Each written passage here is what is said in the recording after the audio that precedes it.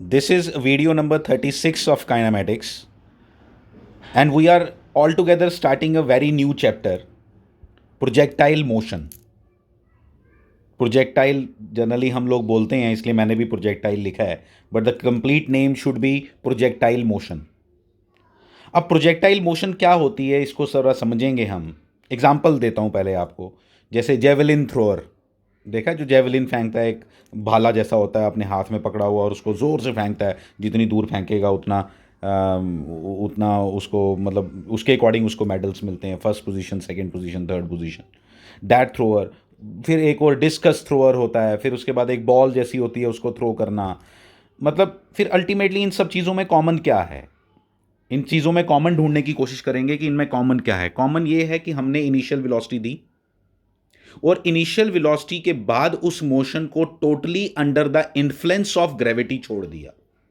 उसको किसी ने रास्ते में कोई हेल्प नहीं की, कोई एक्सेलरेशन नहीं दी, कोई फोर्स नहीं दी. जब मैं बोलूं ना एक्सेलरेशन नहीं दी, तो इसका मतलब फोर्स नहीं देना मतलब होता है, याद रखोगे.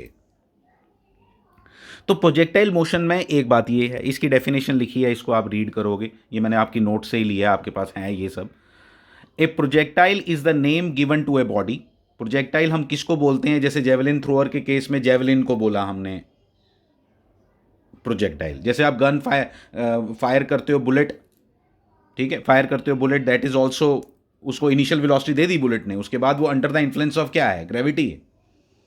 ये मैंने पिछली बार भी आपको बताया था. Once thrown in space, projectile is the name given to a body. ये बॉडी को बोलेंगे. जैसे bullet in case of bullet fired from a gun, bullet will be the projectile. It is the name of the body which is under the which once thrown into space with some velocity moves thereafter, उसके बाद under the influence of gravity alone, mind it, gravity alone, without being propelled by any engine or fuel. इसलिए rocket इसकी example नहीं है, क्योंकि rocket को fuel के साथ भेजा जाता है. इसलिए rocket is not the example of a projectile motion. Examples क्या है? जेवलिन थ्रोअर मैंने अभी बताया, thrown by a athlete. A bullet fire from the rifle.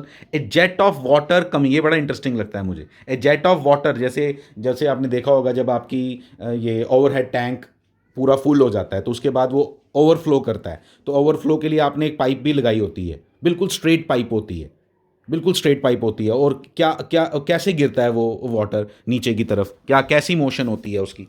उसकी मोशन बिल्कुल प्रोजेक्टाइल मोशन होती है. और वो मैं प्रोजेक्टाइल मोशन आपको बना के दिखाऊं. ये आपकी ओवरहेड टैंक, जिसमें ऐसे आपने पाइप लगाई रहती है, ठीक है, और यहां से जब पानी ओवरफ्लो करता है तो वो ये शेप लेता है, क्योंकि उसकी कुछ इनिशियल वेलोसिटी होती है यहां से, और उसके बाद वो ग्रेविटी के अंडर है. ठीक है, इनिशियल वेलोसिटी, अगर ग्रेविटी नहीं होती वो सीधा जा रहा होता ऐसे, अगर ग्रेविटी नहीं होती, ठीक है, लेकिन ग्रेविटी है, इसलिए वो कैसा आता है? क्या? एक तो इनिशियल वेलोसिटी के कारण वो आगे जा रहा होता है, और उसके बाद ये, this motion is called projectile motion. A jet of water coming out from the side of a hole of a vessel. इसने ऐसे बोल दिया, मैंने आपको ऐसे बता दिया.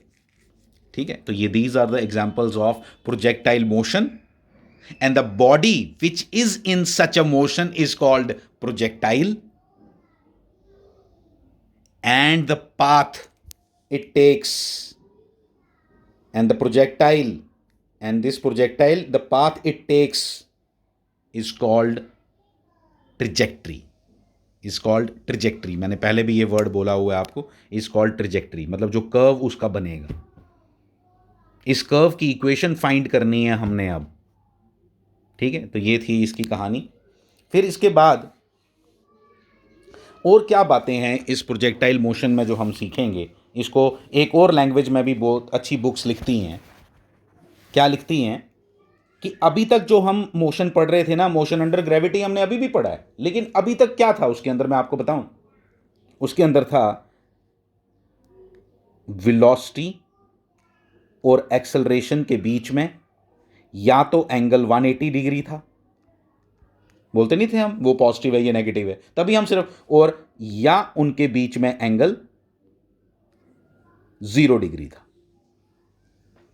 या तो एक्सेलरेशन और वेलोसिटी के बीच में 0 डिग्री एंगल था जब मैं बोलता था वेलोसिटी बढ़ेगी, एक्सेलरेटेड मोशन, और यहाँ पे हम बोलते थे कि वेलोसिटी कम होगी, मैग्नीट्यूड ऑफ वेलोसिटी, यहाँ पे मैग्नीट्यूड ऑफ वेलोसिटी बढ़ेगा, यहाँ पे मैग्नीट्यूड ऑफ वेलोसिटी कम होगा। अब जो हम मोशन पढ़ रहे हैं, this is motion in a plane, ये 2D मोशन है। प्रोजेक्टाइल मोशन जब हम बात करेंगे will be a 2D motion. मैं अभी तक जब आप क्या बोलोगे, जब वेलोसिटी और एक्सेलरेशन के बीच में एंगल 0 डिग्री हो या 180 डिग्री हो, तब हम देखो बोलने के तरीके चेंज हो गए, कुछ नहीं है, वही बातें बार बार बोली जा रही हैं, लेकिन बोलने के तरीके डिफरेंट डिफरेंट हैं, और ये तरीके बोलने के लिखने के मुझे सीखने पड़ेंगे। This is called technical language. कैसे बात करते हैं ये, क्योंकि यही लैंग्वेज मुझे समझनी है। वहीं पे कई बार क्वेश्चन सिंपल आया होता है, लेकिन लैंग्वेज उन्होंने ऐसी डाली होती है कि जो स्टूडेंट का कॉन्सेप्ट नहीं क्लियर होगा वो समझ नहीं पाएगा। जब वेलोसिटी और एक्सेलरेशन के बीच में एंगल ना 0 डिग्री और 180 डिग्री के बीच का कोई एंगल हो, such motion will be a 2D motion, such motion will be a 2D motion, और उसको हम 2D मोशन के अंडर पढ़ेंगे। सिंपल सी बात यह है, और वही प्रोजेक्टाइल मोशन इस समय उसकी एक एग्जांपल है। हाँ, ठीक है। अब देखो, ये भी हो गया। अब जो हमने केस पढ़ना है ना, मैं आपको बताता हूँ, आपके सिलेबस में ना, आपके बोर्ड के सिलेबस के पॉइंट ऑफ, मैं पहले 2 डेरिवेशंस हैं आपके बोर्ड में, बस 2 प्रोजेक्टाइल की, और इतनी पसंद है इन बोर्ड वालों को कि इन्होंने या तो पहली डालनी है या तो दूसरी डालनी है। लगभग सर्टन है कि प्रोजेक्टाइल मोशन तो आएगा ही आएगा। मतलब ये पूरा चैप्टर पढ़ने में हो सकता है हमें 10 दिन लग जाएं, लेकिन बोर्ड वालों ने सिर्फ इन दोनों में से एक डेरिवेशन पूछनी है। मैं आपको बता देता हूं, जो मैं आपको अभी करवाऊंगा। इस वीडियो में एक करेंगे, अगली वीडियो में दूसरी करेंगे, ठीक है। तो पहले मैं उसको ख़त्म करता हूं और उसके बाद फिर हम थोड़ा हायर लेवल पे जाएंगे। तो पहले ही बात, ये पहला केस आपका यही है। तो पहला केस का नाम पता क्या लिखना, मैंने ये तो एग्जांपल के तौर पे फोटोग्राफ खींची है, आपको कोई फोटोग्राफ खींचने की ज़रूरत नहीं है। आप डायग्राम वही यूज़ कर सकते हो जो आपके नोट्स में बनी है। मैं आपको कॉन्सेप्ट सारा क्लियर करूँगा इसमें। पहला आप केस लिखोगे, मैं लिखूंगा नहीं यहाँ, projectile thrown horizontally from a height. देख रहे हो आप, प्रोजेक्टाइल को कहाँ से फेंका गया, 22 मीटर ऊपर से फेंका है इसने। हम 22 मीटर नहीं है, मैं तो ऐसे एग्जाम्पल के तौर पे एक पिक मेरे को मिली तो मैंने कहा आपको समझाने के लिए काम आएगी। 22 मीटर से उसने ऊपर से फेंका। तो projectile thrown at some height, from some height with horizontal velocity. देखो, बॉल को बिल्कुल ऐसे फेंका गया है, ये समझना जरा। ऐसे नहीं, ऐसे भी फेंका जा सकता, क्यों नहीं फेंका जा सकता, वो अलग केस हो गया, न्यूमेरिकल्स में डिस्कस होगा वो डेरिवेशन नहीं आएगी। डेरिवेशन पर्टिकुलरली इसी की आएगी। दे विल राइट देयर क्या, प्रोजेक्टाइल थ्रोन हॉरिजॉन्टली, हॉरिजॉन्टली देखो, हॉरिजॉन्टली का मतलब हॉरिजॉन्टली भी कवर हो गया और फ्रॉम सम हाइट भी कवर हो गया। ये कर्व बनेगा। आप कभी छत पे चढ़ के बॉल फेंक लो, हमेशा ऐसे कर्व बनेगा। आपको समझ आ भी रही होगी। पानी वाला कर्व तो दिखाई देता है, इसलिए मुझे सबसे अच्छी एग्जांपल लगती है वो। बॉल का कर्व दिखाई नहीं देगा आपको। हाँ, मैं आपको बताता हूँ, जो क्रिकेट देखते होंगे वो देखते हैं कि आजकल कैसे बॉल जब 6 मारता है एक बैट्समैन, तो कैसे वो प्रोजेक्टाइल मोशन दिखाते हैं, ट्रिजेक्टरीज दिखाते हैं ना, कैसे जाती है वो, उसको कंप्यूटराइज्ड होती है वो सब। That is a trajectory, nothing else. वो केस अलग है, ये केस अलग है। यहाँ एक हाइट से फेंका गया और हॉरिजॉन्टली फेंका गया, लेकिन that is also example of projectile motion. वहाँ पे वो कंप्यूटर से ऐसे तो कोई दिखा नहीं सकता कि वो बॉल कैसे जा रही है, वो दिखेगी तो ना, लेकिन वो कलर करके दिखाते हैं। ये बैट्समैन ने यहाँ पे 6 मारा, यहाँ पे 6 मारा, ये 6 80 मीटर दूर गया, ये 6 फिर 70 मीटर दूर गया। तो वो पूरा उसका, वो 70 मीटर क्या है, उसकी रेंज। 70 मीटर उन्होंने कर्व की लेंथ नहीं कैलकुलेट की है, उसकी रेंज कैलकुलेट की है, कितनी दूर गिरा बैट्समैन। अगर यहाँ खड़ा है तो बॉल कितनी दूर गिरी।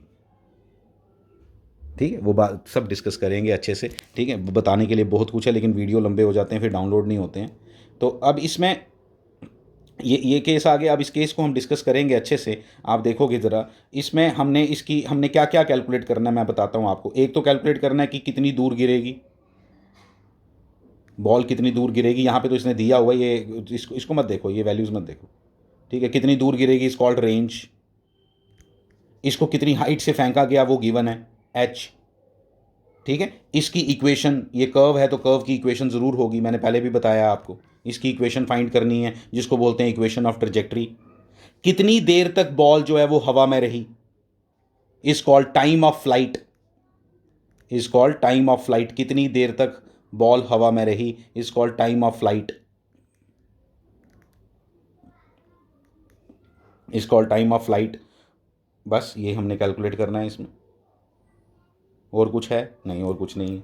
तो ये हमने इसमें चीज़ें कैलकुलेट करनी है। आओ देखें किस तरह से हम कैलकुलेट करेंगे। मैं आपको ये डेरिवेशन करवाता हूँ। हेडिंग क्या है डेरिवेशन की, फिर से आपको बता देता हूँ क्या है।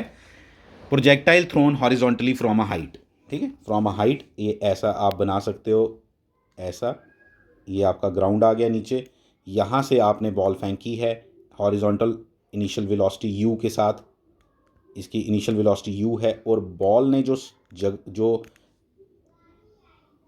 ये मैं आपको क्या बता रहा था, ये कर्व अगर आपको देखना हो तो जो पानी लीक, टंकी लीक होती है ना, वो जैसे ओवरफ्लो होती है, तो ओवरफ्लो होती है तो ऐसे होती है, उसकी तो पूरा आपको कर्व दिखाई देता है पानी का, तो बिल्कुल ऐसा ही कर्व बनता है वो, ठीक है। तो ये बन गया आपका यू, ठीक है। Acceleration, gravity, only one acceleration is there, no horizontal acceleration is there. अगर आपको बनाना हो कि एक्सेलरेशन कहाँ है, एक्सेलरेशन इज डाउनवर्ड्स, ये, और यू इधर है, यानी यू और इसके बीच में कितना एंगल है, 90 डिग्री का, बिल्कुल। यू और इसके जी के बीच में, ये ए बोलो इसको, मैं तो ए ही बोलूँगा, ठीक है। ए इक्वल टू, अभी मैं बताऊँगा कैसे करना है। आपको बताया था जब आपका ये वाला केस हो, व्हाट आई वांट टू से, जब इसमें आपका यू और इसका 2D मोशन का केस हो, तो हमें अलग अलग करके लिखना है। क्या, जैसे यू एक्स लिख दिया मैंने, आपको समझ आ गया। यू वाई मैंने लिख दिया, ज़ीरो है ही नहीं, हमने एंगल पे थोड़ा फेंका। हाँ, ऐसे फेंका होता बॉल को, ऐसे इधर इस साइड से ऐसे करके फेंका होता, ऐसे इनिशियल वेलोसिटी ये होती, तो फिर इसके दो कंपोनेंट बनते। लेकिन अभी है ही नहीं ऐसा, अभी ऐसा है ही नहीं, तो इसलिए अभी इसके बारे में बात करके फ़ायदा नहीं, ठीक है। अभी सिर्फ मैंने बोला ना आपको, ये पर्टिकुलर डेरिवेशन उन्होंने कुछ चेंज करना ही नहीं है, बोर्ड वालों ने, उन्होंने देना ही यही है, ठीक है। एक केस 1 है, एक केस 2 है, ये दो केसेस आपने बोर्ड के लिए प्रिपेयर कर लेने। उसके बाद हम खेलते रहेंगे प्रोजेक्टाइल मोशन में, हर एंगल पे फेंकेंगे उसको, फिर देखो आप क्या क्या करेंगे। तो u x equal to u y equal to कितना, 0। और क्या क्या मालूम है हमें, मैं बताता हूँ आपको, और क्या क्या मालूम है, ज़रा ध्यान देना। हमें और क्या मालूम है, ए एक्स इक्वल टू 0 मालूम है, ए वाई इक्वल टू माइनस जी मालूम है, जिस जी की वैल्यू हमें मालूम होती है -9.8 हो गया। हमें एक और चीज़ मालूम है, एस वाई मालूम है, मैं बता दूं आपको, एस वाई की वर्टिकल डिस्प्लेसमेंट कितनी है, vertical displacement only, total displacement नहीं, वर्टिकल डिस्प्लेसमेंट कितनी है। ये देखो, ये था ना हमारा केस, ये ऐसा था ना, ये इनिशियल वेलोसिटी, तो ये हो गई क्या, ये डिस्प्लेसमेंट क्या होती है, इनिशियल पॉइंट और फाइनल पॉइंट का ऐसे एरो डाल दो, ये होगी आपकी एस। लेकिन इसके दो कंपोनेंट हैं, एक इधर और एक इधर, है नहीं, इसके दो कंपोनेंट है, एक हो गया एस वाई, एक हो गया एस एक्स। आपको पता चलना चाहिए, मैंने s y equal to minus h लिख दिया। ये जिसको इन्फॉर्मेशन ये लिखनी आ गई ना, उसका आधा काम खत्म हो गया, मैं ये बता देता हूँ आपको। उसको कोई प्रॉब्लम नहीं आ सकती, उसको कोई प्रॉब्लम नहीं आ सकती, जिसको ये पता चल गया कि ये क्या चल रहा है, ये कैसे कैसे ये कहानी हो रही है सारी, ठीक है। तो अब ये हमने लिख दिया। इसके अंदर अब हम क्या लिखने वाले हैं, अब मैं आपको बता देता हूँ। ये सारी इन्फॉर्मेशन मेरे पास है। अब टाइम ऑफ फ्लाइट निकालते हैं जरा, टाइम ऑफ फ्लाइट कितना लगेगा इसको, कितना टाइम लगेगा, टाइम ऑफ फ्लाइट।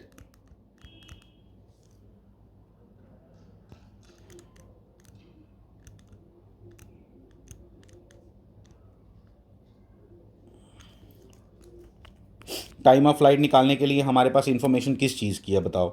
हमारे पास है एस वाई इक्वल टू, जरा ये यूज़ करके देखते हैं, s y is equal to u y t plus half a y t square, यही है ना। टाइम ऑफ फ्लाइट टी निकालना है, तो टाइम ऑफ फ्लाइट को रिप्रेजेंट करते हैं किसके साथ, टी के साथ। टाइम ऑफ फ्लाइट हो गया टोटल, तो टोटल टाइम में उसने कितना डिस्टेंस कवर किया, डिस्प्लेसमेंट कितनी है, माइनस एच। यू वाई कितना है, ज़ीरो, छोड़ दो इसको, zero zero into T zero हो गया, ये आ गया -1/2। आपको समझ आ गया होगा, माइनस क्यों, क्योंकि माइनस जी है, ठीक है, जी टी स्क्वेयर, ठीक है। तो यहाँ से हमारे को टाइम मिल गया, ख़त्म, कितना, 2h/g, ख़त्म हो गया, पहली डेरिवेशन ख़त्म भी हो गई, मतलब पहला पार्ट ख़त्म हो गया टाइम ऑफ फ्लाइट निकालने का। और मैंने क्या बोला था, और क्या निकालना, रेंज निकालनी है भाई। रेंज निकालने के लिए भी हम फार्मूला यूज़ कर सकते हैं, कोई भी रेंज निकालने के लिए हम कोई भी फार्मूला यूज़ कर सकते हैं। रेंज निकालने के लिए जो v is equal to u plus a t, यही सब आपके फार्मूला हैं, ठीक है। रेंज निकालने के लिए हम यूज़ करते हैं ये फार्मूला। चलो देखो, एस एक्स ही है ना रेंज इसकी, कि हॉरिजॉन्टली इसने टोटल डिस्प्लेसमेंट कितनी है, ठीक है। तो एस एक्स हॉरिजॉन्टल डिस्प्लेसमेंट, हाँ हॉरिजॉन्टल, अभी मैंने दिखाई आपको। एस एक्स इक्वल टू निकालना है मैंने कितना, यू एक्स टी, हमेशा ये लिखो, हमेशा ऐसे करके लिखो, हो गया। फिर यहाँ से एस एक्स हमने निकालना है जिसको मैंने रेंज आर बोला, यू एक्स यू गिवन है, टी लिख दो, टी लिख दो ऐसे ही, ठीक है। फिर उसके बाद इसको क्या करेंगे, ठीक है, टी कितना आपने रेंज जो निकालनी है उसके लिए, टी कितना, टी अभी टी कैपिटल टी लिख दिया, ठीक है। ए एक्स ज़ीरो है, ये पूरा ज़ीरो हो गया, यहाँ से मुझे क्या मिल गया, r is equal to u into t. अभी जो पीछे आपने टी निकाला था टाइम ऑफ फ्लाइट, उसको मल्टीप्लाई कर दो किसके साथ, उसको मल्टीप्लाई कर दो किसके साथ, टी के साथ, तो आपको आंसर आ जाएगा। तो हॉरिजॉन्टल रेंज निकल गई। हॉरिजॉन्टल रेंज का आंसर आएगा u under root 2h upon g, 2h upon g, ठीक है। तो जो आपका टी आया था वो कितना आया था, मैंने शायद अंडर रूट नहीं डाला वहाँ पे, आप डाल लेना, 2h under root 2h upon जी, क्योंकि टी स्क्वायर होता है ना यहाँ, तो अंडर रूट तो आना ही है, ठीक है। तो ये आया था इसका, ये आ गई रेंज, ठीक है। अब और क्या बचा, और बचा है इसकी ट्रजेक्टरी के बारे में हमने बात करनी है। तो ट्रजेक्टरी के बारे में जब हम बात करेंगे तो कैसे करेंगे, देखो ज़रा ध्यान से। ट्रजेक्टरी के बारे में जब हम बात करेंगे तो हम इस तरह से लिखेंगे कि उसने after some time t, trajectory जब इक्वेशन लिखनी होती है ना तब हम इस तरह से लेते हैं। मैं आपको इक्वेशन के लिए बता देता हूँ। ये आपका इस तरह से जो आपने बनाया है, तो ये आपका इस तरह से बना, यहाँ पे एक पॉइंट है P, ठीक है। इस पॉइंट P के बारे में बात करनी है। कोई भी जर्नल पॉइंट अगर P ले लेना हम, तो इस P के बारे में बात करेंगे तो हमारे को इक्वेशन अपने आप मिल जाएगी। मैं आपको बताता हूँ कि डिस्टेंस ट्रेवल्ड, हम बोलेंगे इस पॉइंट P तक इसने कितना डिस्टेंस ट्रेवल किया, इस पॉइंट P तक इसने डिस्टेंस ट्रेवल किया x, ठीक है, x। तो x इक्वल टू कितना हुआ, मतलब हॉरिजॉन्टल डिस्टेंस कितना ट्रेवल किया x, वर्टिकल डिस्टेंस कितना ट्रेवल किया मान लो y। तो x इक्वल टू क्या, x इक्वल टू फॉर्मूला वही, s is equal to u t plus half a t square. A zero है, ए ज़ीरो कैसे, हॉरिजॉन्टल में है ही नहीं ना ए, तो क्या आएगा इसका, u t after some time t. यहाँ कैपिटल टी नहीं लिख देना, कैपिटल टी तो वो है जब पूरा टाइम उसने कंप्लीट किया। Equation number 1। दूसरी इक्वेशन दूसरी लगा लो, y minus y equal to u t plus half a t square. U zero है, y डायरेक्शन में यू ज़ीरो है, अभी लिखा था मैंने स्टार्टिंग में, उधर से देखो, ठीक है। आएगा minus half G T square, ठीक है, G T square, minus minus plus हो जाएगा। तो आपको मालूम होना चाहिए इक्वेशन ऑफ ट्रजेक्टरी जब हमने लिखनी है वो कैसे लिखनी है। यहाँ से मैंने फर्स्ट इक्वेशन से निकाली टी की वैल्यू, क्या आई फर्स्ट इक्वेशन से टी की वैल्यू, एक्स अपॉन यू। वो एक्स अपॉन यू मैंने यहाँ डाल दिया, तो वाई इज इक्वल टू क्या आ जाएगा, half g x upon u square. आप देख सकते हो क्या आया, y is directly proportional to x square आया, क्योंकि बाकी सब चीज़ें कांस्टेंट हैं। y और x का जब मैंने देखा तो y is directly proportional to x square. यहाँ आप लिख सकते हो कि y इज इक्वल टू क्या आया, के एक्स स्क्वेयर। देखो ना, u तो गिवन था, g आपको वैसे ही पता है कांस्टेंट है, तो सारा जो y आया directly proportional to x square आया। और मैंने आपको बताया था जब x directly proportional to x square आए तो this is a parabola, this is a parabola, मैंने आपको सिखाया है ये सब। तो पैराबोलिक शेप आएगी इसकी ट्रजेक्टरी की। तो ये इसकी कहानी है जिसमें 3 चीज़ें हमने की। आगे और भी डिस्कस करेंगे, आपको और भी कॉन्सेप्ट क्लियर हो जाएंगे। Thank you very much.